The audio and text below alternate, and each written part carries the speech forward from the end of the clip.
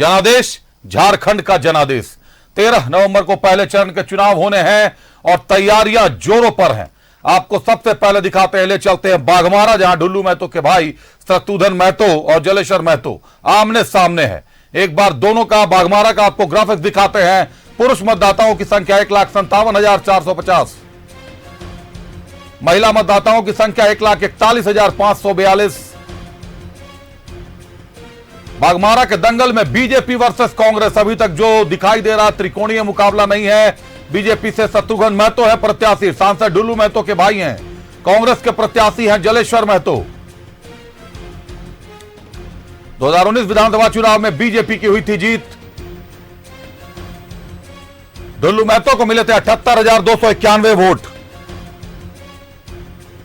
कांग्रेस के जलेश्वर महतो को मिले थे 77,467 वोट। नजदीकी मुकाबला रहा था। जदयू के सुभाष रे को मिले थे 6,528 वोट।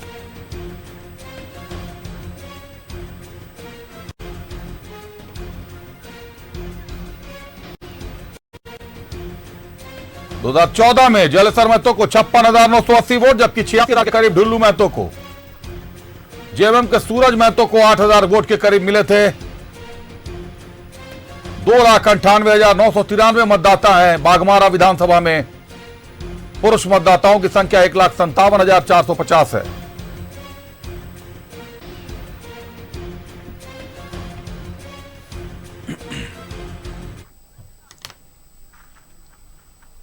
तो सीधे लिए चलते हैं बाघमारा। आपको हमारे सहयोगी बंटी हमारे साथ जुड़ रहे हैं बाघमारा से। बंटी, बाघमारा का दंगल रोचक होने वाला है। ढुल्लू महतो अब विधायक से सांसद बन गए हैं।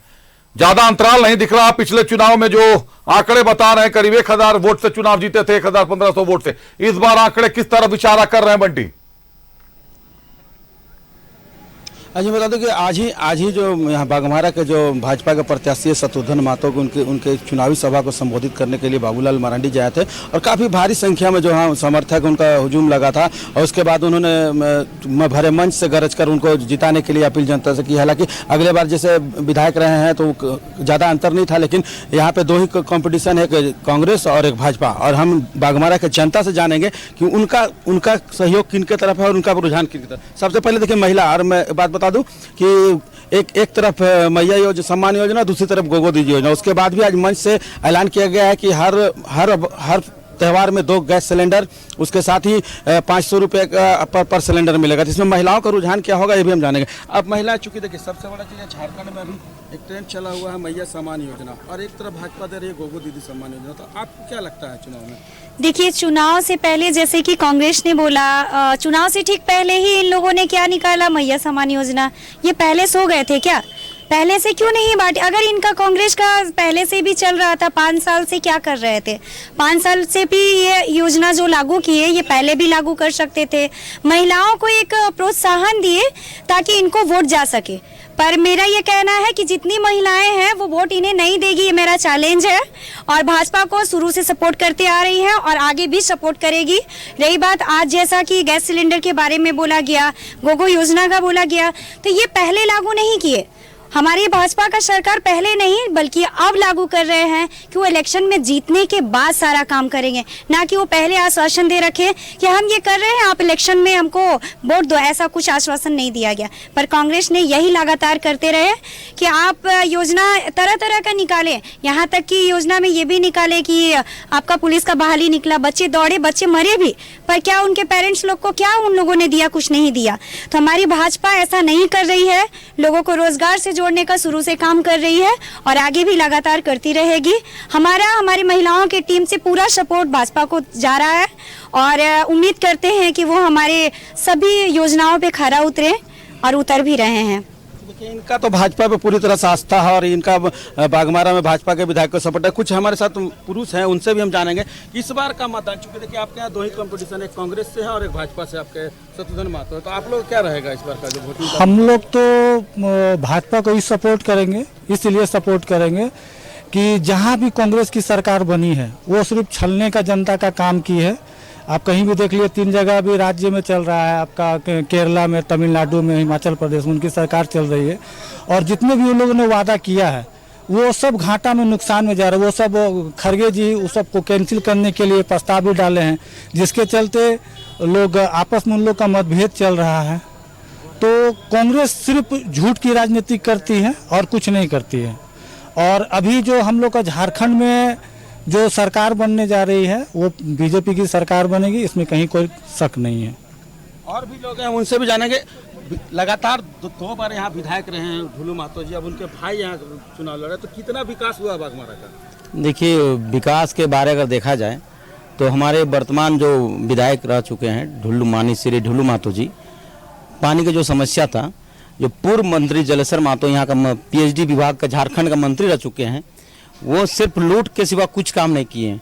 टंकी खड़ा करके, टावर खड़ा करके अपने लेवी आदमी को कमीशन दिलाना और अपने पैकेट में पैसा डालना, इसके सिवा कोई काम नहीं किए। अभी वर्तमान में हमारे माननीय श्री ढुलू महतो जी, आपका पाथरगढ़िया जलापूर्ति योजना जो अभी चालू है, ठीक है, उन्हीं का नेतृत्व में क्या हुआ, आज मेरा पथरगढ़िया पंचायत के हर आदमी, हर व्यक्ति, हर बूढ़ा बूढ़ी को जो नदी जाना पड़ता था पानी ले जाने के लिए, वो पानी के लिए अब जाना नहीं पड़ता है। अब घर में नल खोलिए और पानी लीजिए। विकास तो इतना हुआ, इसके बारे हम नहीं बोल पाएंगे। और विकास हमको लग रहा है शत्रुघ्न महतो जो हमारे बीजेपी के जो कैंडिडेट अभी दिए हैं, राज्य के जो नेतृत्व और केंद्र को जो मिला के दिए हैं, हमको लग रहा है आने वाला समय शत्रुघ्न दास जो है हमारे बहुत अच्छा विकास करेंगे और बीजेपी का सरकार झारखंड में बनेगा। और हेमंत सरकार सिर्फ आदिवासी और मूलवासी को ठगने का काम किया है। झारखंड के आदमी क्यों उसको वोट दिए कि हम लोग आदिवासी हैं, मूलवासी हैं, हम लोग के विकास के बारे में सोचा जाएगा। इन हेमंत सरकार का ना झारखंड के बारे में सोचा है, ना जंगल के बारे में सोचे हैं, सिर्फ अपना और अपना परिवार का पेट बनाने के लिए काम किए हैं और झारखंड को विनाश के रास्ता में ले गए हैं। हम तो आपके माध्यम से जनता को अपील करना चाहेंगे कि भाई आप लोग आइए और बीजेपी का सरकार बनाइए, कि बीजेपी आएगी, सरकार बनेगी तो हम लोग का विकास, अच्छा विकास होगा, अच्छा काम होगा। चलिए, और भी लोग हमसे बात करें कि बाघमारा विधानसभा का कितना विकास हुआ पिछले 10 सालों में। फिर से ढुलू महतो के भाई हैं, उनको पर क्या? बंटी, आप दर्शकों के साथ जुड़े रहे, का विकास, दर्शकों के साथ जुड़े रहे। एक बार हम अपने दर्शकों को लातेहार लिए चलते हैं। लातेहार की जनता क्या कह रही है, एक बार ये दिखाते हैं। लातेहार का इस बार क्या जनादेश होगा वो दिखाते हैं। पहले आपको लातेहार की वस्तु स्थिति दिखाते हैं, क्या कुछ होने वाला है लातेहार में, क्या समीकरण आंकड़े हैं। 3,07,000 मतदाता हैं लातेहार में।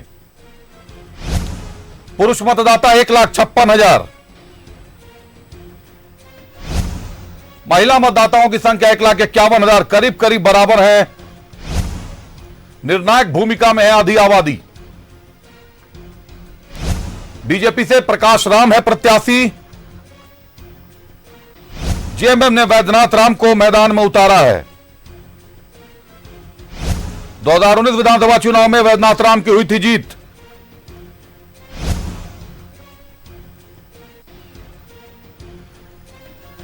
बीजेपी के प्रकाश राम को 60,179 वोट, संतोष कुमार पासवान को निर्दलीय उम्मीदवार 15,985 वोट मिले थे। 2014 विधानसभा चुनाव में जेवीएम के प्रकाश राम की हुई थी जीत। जेवीएम के प्रकाश राम को 71,189 वोट मिले थे। बीजेपी के ब्रजमोहन राम को 44,402 वोट मिले थे और जेएमएम के मोहन गंजू को 23,022 वोट मिले थे।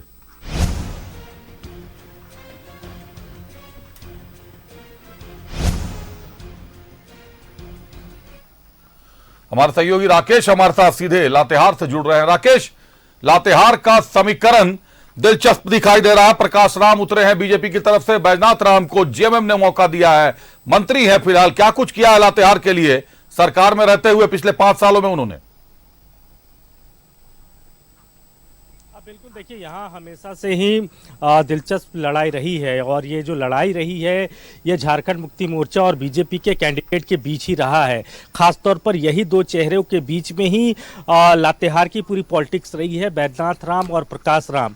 अगर आंकड़ों पर गौर करें तो 3 टर्म के यहाँ के विधायक रहे हैं। बैजनाथ राम 2000 में पहली बार वो चुनकर आए, फिर 2009 में जीते, फिर 2019 में झारखंड मुक्ति मोर्चा की टिकट पर विधायक बने। वहीं अगर प्रकाश राम की बात करें तो 2005 में आरजेडी की टिकट पर पहली बार विधायक बने और 2014 में झारखंड विकास मोर्चा की टिकट पर विधायक बने। 19 में उन्होंने बीजेपी का दामन थमा, बीजेपी ने उनको टिकट दिया, लेकिन उनकी जीत नहीं हो पाई। उस चुनाव में बैद्यनाथ राम झारखंड मुक्ति मोर्चा की टिकट पर चुनाव जीत गए। और इस बार भी जो मुकाबला है, इन्हीं दो चेहरों के बीच ही मुकाबला है। एक जो बड़ा दिलचस्प इतिहास रहा है लातेहार का अभिषेक, वो ये है कि रिपीटेशन किसी विधायकों का नहीं होता। यानी 2000 में अगर कोई जीता हो तो 2005 में उसकी पुनरावृत्ति नहीं होगी। यही इतिहास अब तक का यहाँ रहा है, यही ट्रैक रिकॉर्ड लातेहार का रहा है। तो उस मुताबिक अगर आप देखें तो 2019 में बैद्यनाथ राम जीते थे, लेकिन 2024 है। और कई लोगों से हमने बातचीत भी की, तकरीबन 2-2.5 घंटे मैं लोगों के बीच रहा, आम लोगों के बीच रहा, आम वोटरों के बीच रहा, और उनके नब्ज को टटोलने की कोशिश की कि लोग क्या सोच रहे हैं इस बार। तो लोग देखिए बदलाव के मूड में हैं, और कहीं ना कहीं उनको लग रहा है कि स्थानीय जो विधायक है, मौजूदा जो विधायक है, उनका जो 5 साल का कार्यकाल रहा सरकार में, वो आखिरी वक्त में मंत्री भी बनाए गए। हालांकि बहुत समय नहीं मिला अभिषेक उनको काम करने के लिए, लेकिन एज अ विधायक उनके पास 5 साल का काम का समय था, उनके पास योजनाओं को धरातल पर उतारने का समय था। लेकिन लोगों में नाराजगी है, लोगों में गुस्सा है, और लोग जो है एक तरीके से बदलाव का मन एक तरीके से बना बैठे हैं कि इस बार जो है वो बदलाव होगा। और यही ट्रैक रिकॉर्ड भी लातेहार का रहा है, रिपीटेशन नहीं होता यहाँ विधायकों का। अभिषेक, राकेश, अभी आपने कहा कि 3 बार से विधायक हैं बैजनाथ राम लातेहार क्षेत्र से, और एक भी डिग्री कॉलेज नहीं है लातेहार में। पिछले 75 सालों से लातेहार के लोग एक डिग्री कॉलेज के लिए तरस रहे हैं। कई बार सरकार को लिख कर दिया। बैजनाथ राम साहब तो शिक्षा मंत्री भी थे पिछली सरकार में, क्या ये भी नहीं कर पाए अपनी जनता के लिए कि एक डिग्री कॉलेज भी जनता को दे पाते? शिक्षकों का भारी टोटा है, और उसके बाद 70% शिक्षकों को ट्रेनिंग में भेज दिया गया है जुलाई के महीने में। कैसे होगा जब शिक्षा मंत्री हैं, उसी इलाके से आते हैं, और उसी इलाके की शिक्षा का स्तर और गुणवत्ता पूरी तरीके से धूल फांकने चली गई है? राकेश, नहीं बिल्कुल, देखिए बीजेपी की सरकार में भी वो मंत्री रहे, और इसी विभाग की जिम्मेवारी उनको उस वक्त भी दी गई थी। लोगों को उम्मीद था कि जब क्षेत्र का कोई विधायक मंत्री बनता है तो उससे काफ़ी उम्मीदें जुड़ जाती है आम वोटरों की, आम लोगों की। लेकिन उस उम्मीद पर बैद्यनाथ राम बहुत खरा नहीं उतर पाए। खासतौर पर शिक्षा के क्षेत्र में लोगों को उम्मीद थी कि कुछ बड़ा होगा, डिग्री कॉलेज होंगे, बड़े संस्थान यहाँ खुलेंगे। लेकिन बीते 20 बरस पहले चले जाइए आप लातेहार में, और मौजूदा में लातेहार को देखिए, दोनों एक जैसी तस्वीर आपको नजर आएगी। कुछ बदलाव बहुत बड़ा यहाँ नहीं हुआ है। और सड़कों को लेकर भी उसी तरीके की स्थिति है। इंफ्रास्ट्रक्चर कहीं दिखाई नहीं देता। स्वास्थ्य के क्षेत्र की अगर हम बात करें तो उसमें भी रेफरल अस्पताल को छोड़कर कोई बड़ा आपको यहाँ स्वास्थ्य के क्षेत्र। फिर से रुक करते हैं एक बार राकेश का, हमारे सहयोगी राकेश जुड़े हुए थे। राकेश, आप लातेहार के इंफ्रास्ट्रक्चर के बारे में बात कर रहे थे, पहले आप अपनी बात पूरी कर लें, फिर मैं सवाल पूछता हूं। नहीं, मैं वही कह रहा था कि देखिए इंफ्रास्ट्रक्चर के क्षेत्र में कोई काम नहीं हुआ, चाहे वो एजुकेशन के क्षेत्र में हो या फिर आप मेडिकल के क्षेत्र में कहें, तो तमाम क्षेत्रों में टोटा है, काम नहीं हुआ है। और जहां तक आप हेमंता विश्व शर्मा के बयान की बात कर रहे थे अभिषेक, थोड़ा सा आपको करेक्ट कर लूँ, 15 तारीख को संथाल में प्रधानमंत्री का कार्यक्रम फिलहाल प्रस्तावित है। 15 नवंबर को वो वहाँ जा सकते हैं। और इस बीच उन्होंने आज जो बयान दिया है, खासतौर पर हेमंत सोरेन जिस बकाये की बात कर रहे हैं, लगातार आपने देखा होगा कि जब से चुनाव की शुरुआत हुई है तब से सरकार की तरफ से ये बैनर पोस्टर्स भी लगाए गए शहरों में, बाकायदा इसको लेकर विज्ञापन भी तमाम अखबारों में दिया गया कि रॉयल्टी का जो बकाया है 1,34,000 करोड़ वो केंद्र सरकार हमें लौटाए। तो उसी सवाल पर जब मनिका में वो मौजूद थे और वहाँ से जो एनडीए के प्रत्याशी है हरे कृष्ण सिंह, उनके पक्ष में वो चुनावी सभा करने आए थे। मैं उस सभा में मौजूद था अभिषेक, मैंने उस सभा को कवर किया और हेमंता जी से मैंने ये सवाल भी पूछा था, तो उनका यही जवाब था कि जिस कोर्ट से उन्होंने बेल लिया उसी कोर्ट से वो अपना बकाया रकम क्यों नहीं ले लेते। चुनाव का वक्त है तो ऐसे में उनको बकाया याद आ रहा है। तो अपने उनका जो अपना स्टाइल है उसी स्टाइल में उन्होंने जवाब दिया। और जहाँ तक आलमगीर आलम की बात हो या फिर इरफान अंसारी की बात हो, तो जिस तरीके की चीज़ें देखने को मिली हाल के दिनों में, उनके यहाँ से 35 करोड़ रुपया नगद मिला, इरफान अंसारी अपने बयानों को लेकर विवाद में आ गए, तो उन तमाम चीज़ों को देखते हुए हेमंता विश्व शर्मा ने कहा कि ये दोनों जो चेहरे हैं वो दरअसल झारखंड के बाबर हैं। अभिषेक, बिल्कुल राकेश, झारखंड के बाबर कहने के पीछे एक और कारण रहा। अभी जो ताजा जानकारियां हैं, जयश्री सोरेन और विजयश्री सोरेन सीता सोरेन की दोनों बेटियों ने भी एसटीएससी थाना में जाकर इरफान अंसारी के खिलाफ केस कर दिया है। राकेश, इरफान अंसारी साहब एक मीडिया हाउस को बयान देते हुए बोल गए कि विधानसभा अध्यक्ष रविंद्र महतो ने भी उनको नसीहत दी थी कि इससे सावधान रहना, 19 वर्षीय बेटे को फंसाने के लिए उनका बेटा है और दो बेटियां हैं, कुछ इस तरीके का बयान दे डाला है। हालांकि फिर नाम नहीं लिया उन्होंने सीता सोरेन का, तो कहेंगे मैंने नाम नहीं लिया, लेकिन जब उन्होंने प्रेस कॉन्फ्रेंस करके ये कहा था कि सीता सोरेन मेरी भाभी है, भाभी से माफी मांगता हूं, उस दिन भी उन्होंने ये कहा था कि उनको विधानसभा अध्यक्ष रविंद्र महतो ने पहले ही समझाया था, सिखाया था। लेकिन उस दिन तो यह स्पष्ट कर दिया था उन्होंने कि सीता सोरेन के मामले में ही नसीहत दी थी, लेकिन उस दिन उन्होंने यह खुलासा नहीं किया था कि क्या नसीहत दी थी। अब जो फेसबुक लिंक जयश्री सोरेन ने थाने को दिए हैं उसमें यह साफ है कि इरफान अंसारी ने को नसीहत क्या मिली थी रविंद्र महतो से। राकेश,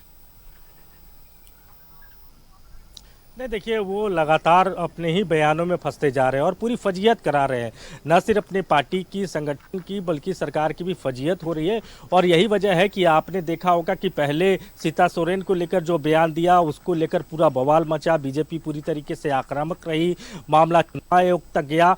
उसके बाद वो सार्वजनिक तौर पर आए और सीता सोरेन से उन्होंने माफ़ी मांगी, लेकिन उसके बाद उनकी बेटी को लेकर जो बातें निकल कर आ रही है और जिसका जिक्र उनकी दोनों बेटियों ने थाने में किया है, वो भी बयान अपने आप में बहुत ही, आप कह सकते हैं कि शर्मिंदगी भरा बयान हो सकता है कि एक पॉलिटिशियन के नाते।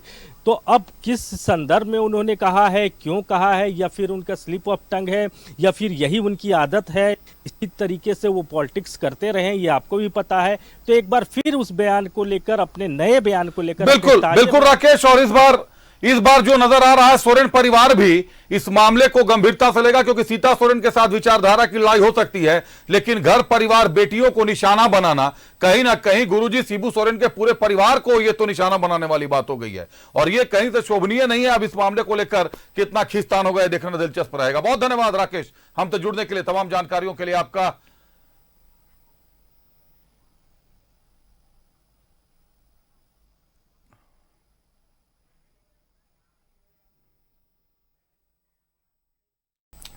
हिमंता विश्व शर्मा साहब को आप सुन रहे थे। लोगों का आना जाना लगा हुआ है, कुछ लोग बीजेपी में आ रहे हैं। उन्होंने चंपाई सोरेन को कृष्ण कह दिया, जेएमएम से कृष्ण को उन्होंने ले लिया है और सेना उनकी अब जेएमएम की तरफ से लड़ रही है। वहीं दूसरी तरफ कई लोगों का इधर से उधर जाना है। ऐसे में कोल्हान की जनता क्या कहती है, कोल्हान का जनादेश किस तरफ जाएगा, एक ग्राफिक दिखाता हूं आपको। कोल्हान में कैसा है इस बार समीकरण, 14 सीटों में महासंग्राम है कोल्हान के। दिग्गजों का दंगल माना जाता है, क्योंकि कोल्हान में फिलहाल 12 सीटों पर जेएमएम का कब्जा है। उम्मीदवारों में कांटे की टक्कर 2 सीटों पर कांग्रेस है। सरायकेला जिले में 3 विधानसभा क्षेत्र पड़ते हैं, सरायकेला विधानसभा, खरसावा विधानसभा और ईचागढ़ विधानसभा। तीनों विधानसभा में कुल 8,85,062 मतदाता हैं। सरायकेला विधानसभा से बीजेपी प्रत्याशी है चंपाई सोरेन। जेएमएम का बड़ा चेहरा थे, जेएमएम ने गणेश महाली को मैदान में उतारा। गणेश महाली भाजपा का चेहरा थे। सरायकेला विधानसभा में कुल 3,69,195 मतदाता। ईचागढ़ विधानसभा में कुल 2,88,793 मतदाता। ईचागढ़ में एनडीए और इंडी गठबंधन में टक्कर। ईचागढ़ सीट से आजसू प्रत्याशी हैं हरेलाल महतो। जेएमएम से सविता महतो है प्रत्याशी। खरसावा विधानसभा में कुल 2,27,074 मतदाता। खरसावा से बीजेपी प्रत्याशी है सोनाराम बोदरा। जेएमएम ने दशरथ गगराई को मैदान में उतारा है। पूर्वी सिंहभूम में 6 विधानसभा सीटें हैं।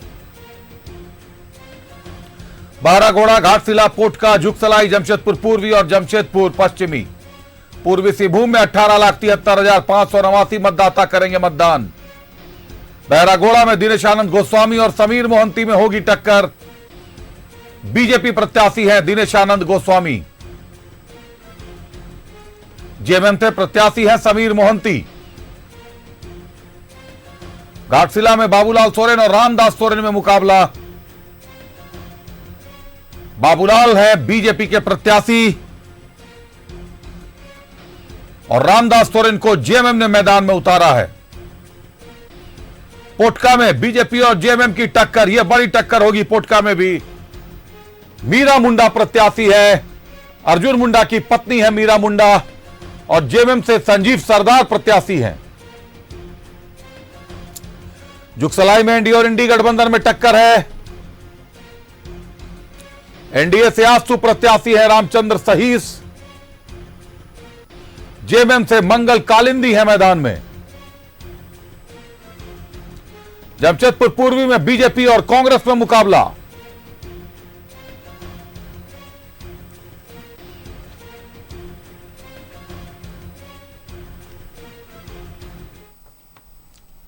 रुक करते हैं, हमारे सहयोगी मनोज हमारे साथ जुड़ रहे हैं सीधे कोल्हान से। मनोज, कोल्हान का रण दिलचस्प दिखाई दे रहा है। 14 सीटें हैं, 14 में से 12 सीटों पर, मतलब कुल मिलाकर 14 सीटों पर अभी एनडीए गठबंधन का कब्जा है, लेकिन इस बार कई जगहों से बगावत की खबर मिल रही है। मनोज,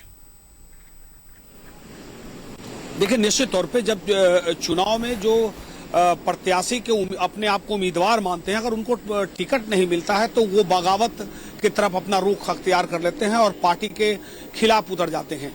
लेकिन कोल्हान की बात करें तो कोल्हान में भी कमोबेश यही नजारा था। भारतीय जनता पार्टी के जो लोग चाहते थे कि हमें टिकट मिले और उन्हें टिकट नहीं मिला तो वो बागी होते चले गए। वहीं झारखंड मुक्ति मोर्चा में भी यही देखने को मिला और कांग्रेस में भी यही देखने को मिल रहा है। लेकिन भारतीय जनता पार्टी ने अपने नाराज जो उम्मीदवार कहे, नाराज कार्यकर्ता कहे, वो हद तक उन कार्यकर्ताओं को मना लिया है और वो कार्यकर्ता अपने भारतीय जनता पार्टी के जो प्रत्याशी है उनके लिए मैदान में उतर गए हैं और बड़ी मेहनत कर रहे हैं। क्योंकि हम लगातार ग्राउंड जीरो पे हैं, चाहे वो चाईबासा की बात कर ले, मझगांव की बात कर ले, चाहे वो सीधे गीता कोड़ा के विधानसभा क्षेत्र जहां है उसकी बात कर ले, या चक्रधरपुर की बात कर ले, या मनोहरपुर की बात करें, या सरायकेला की, या खरसवा, या ईचागढ़, तमाम वैसे इलाका, या जमशेदपुर के तमाम क्षेत्रों में तो जो नाराज थे वो ज्यादातर 90 या 99% जो भाजपा के नाराज थे वो मान गए और वो भाजपा के लिए काम कर रहे हैं। कुछ हैं इक्के दुक्के जमशेदपुर पूर्वी में, पश्चिमी में वो हैं, वो नाराज चल रहे हैं विकास सिंह, और वो अपने आप के निर्दलीय हैं। जमशेदपुर पूर्वी में भी वही है कि जमशेदपुर पूर्वी भी एक व्यक्ति हैं, वो बीजेपी के थे लेकिन वो नाराज चल रहे हैं। शिवशंकर थे ना, वो भी निर्दलीय के रूप में हैं।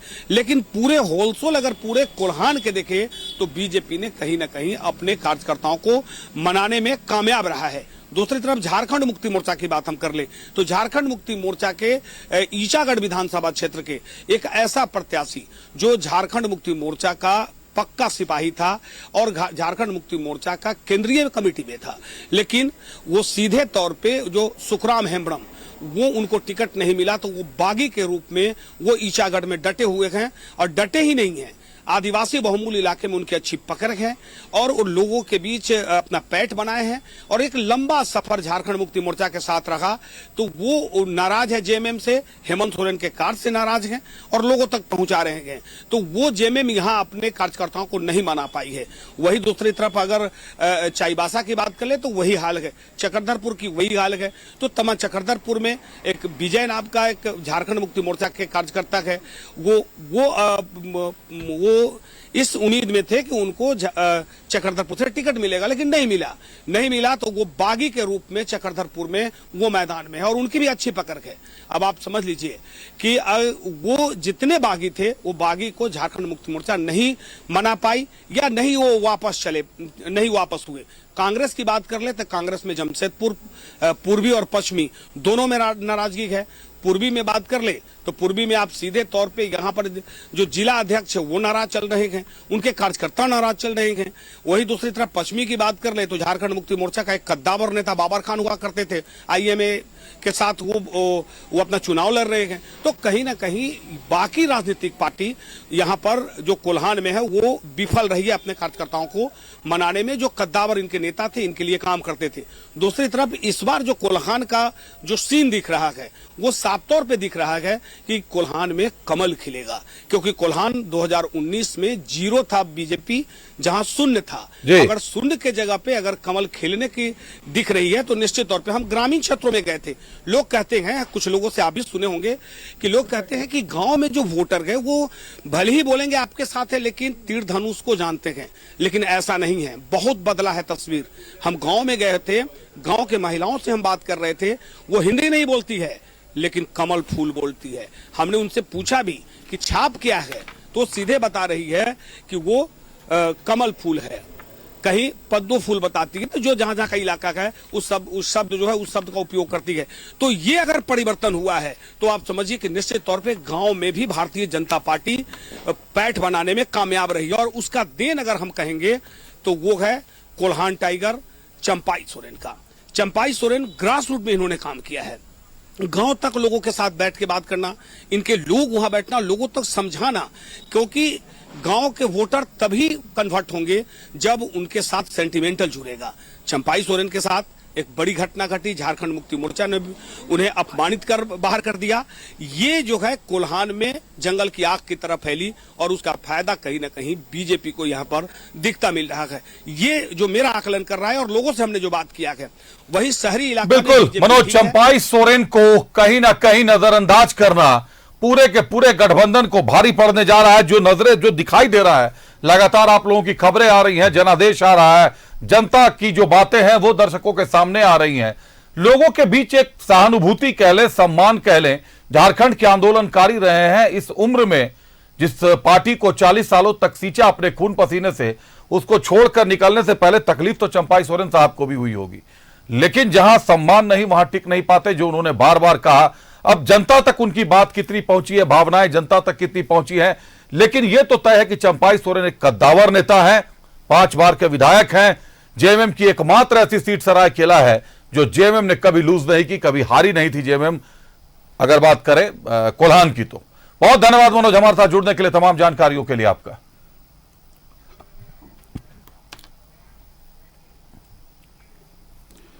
एक रहेंगे तो सेफ रहेंगे। हिमंता बिस्वा शर्मा की दहाड़ पलामू में, आपको सुनाते हैं क्या कुछ कहा, क्या कुछ हुआ मंच पर। सांप भी निकल आया मंच के नीचे, लेकिन हिमंता ने कहा यह भोलेनाथ का आशीर्वाद है। के पांकी में हिमंता की दहाड़। हिमंता ने कहा एक रहेंगे तो सेफ रहेंगे। हम सनातन संस्कृति को बचाना है। अगर हिंदू झारखंड में गर्व से रहना है तब हमें हमारा वोट भी बंटवाना नहीं है, हम एक रहना है। अगर हम एक रहेगा तब हम सेफ रहेगा, अगर हम एक नहीं रहेगा हम सेफ नहीं रहेगा। एफआईआर दर्ज कराने वालों को दिया जवाब। हिमंता ने कहा रॉन्ग नंबर डाल दिया। मेरा ऊपर एफआईआर दर्ज कर दिया। मैंने ये लोगों को बताना चाहता हूँ, भैया तुमने रॉन्ग नंबर डायल कर दिया। हमें एफआईआर से कोई हमारा डर नहीं है, लेकिन मैं तुम लोगों को धन्यवाद देता हूँ। कम से कम ये एफआईआर का कारण बीच बीच में मुझको पलामू झारखंड आने का मौका मिलेगा, इसलिए मैं आप लोगों को धन्यवाद देता हूँ। पेपर लीक को लेकर हेमंत सरकार पर वार।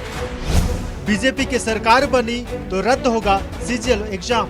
जब हमारा बीजेपी का सरकार बनेगा, नया मुख्यमंत्री शपथ लेगा और तुरंत हम सीजीएल एग्जाम को कैंसिल कर दूंगा और नया सिरे से हम सीजीएल एग्जाम करूंगा। ये भी बीजेपी का वादा है। पलामू के पांकी में हिमंता बिस्वा शर्मा ने घुसपैठिए, भ्रष्टाचार और पेपर लीक को लेकर हेमंत सरकार पर प्रहार किया। लेस्लीगंज में चुनावी सभा को संबोधित करते हुए हिमंता बिस्वा शर्मा ने हेमंत सरकार पर वादा खिलाफी का आरोप लगाया। उन्होंने कहा कि बीजेपी की सरकार बनी तो कैबिनेट की पहली ही बैठक में गोगो दीदी योजना और युवाओं को रोजगार देने पर फैसला लिया जाएगा। सरकार बनेगा पहला दिन ही हम गोगो दीदी सम्मान योजना शुरू करेगा। माताओं का बैंक अकाउंट में 2100 रुपया आने का काम हम शुरू कर देगा।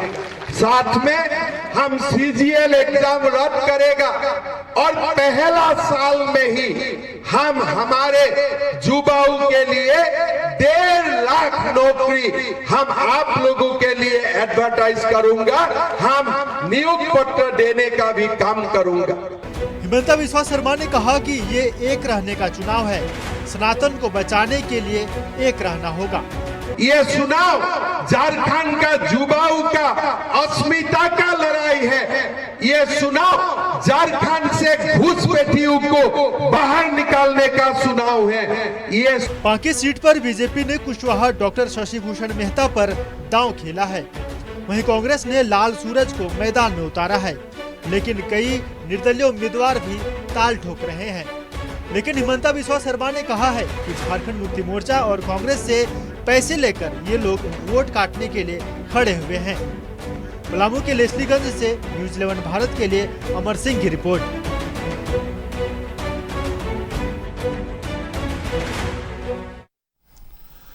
हिमंता की दहाड़ सुनी आपने पाकी में। हम आपको पाकी का रण दिखाते हैं कि पाकी का रण इस बार कितना दिलचस्प होने वाला है। 3,25,780 मतदाता है पाकी विधानसभा क्षेत्र में। पुरुष मतदाता 1,66,894, महिला मतदाताओं की संख्या 1,58,886। पाकी के संग्राम में बीजेपी वर्सेस कांग्रेस। बीजेपी से कुशवाहा शशिभूषण मेहता है प्रत्याशी। कांग्रेस ने लाल सूरज को मैदान में उतारा है। 2019 विधानसभा चुनाव में बीजेपी की हुई थी जीत।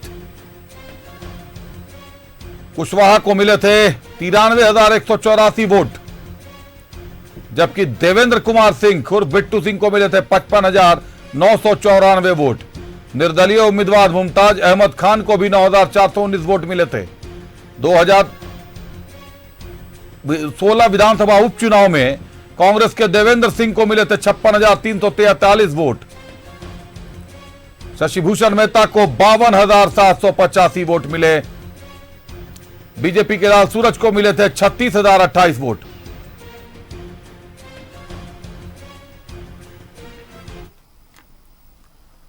तो कई विधानसभा क्षेत्रों की तस्वीर आपको हमने दिखाई।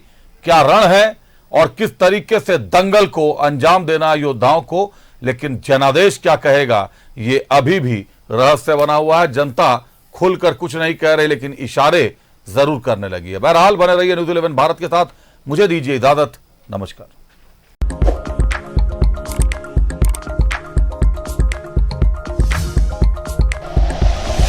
Like and share videos, subscribe करें हमारा चैनल और प्रेस करें बेल आइकॉन। न्यूज़ 11 भारत, सच है तो दिखेगा।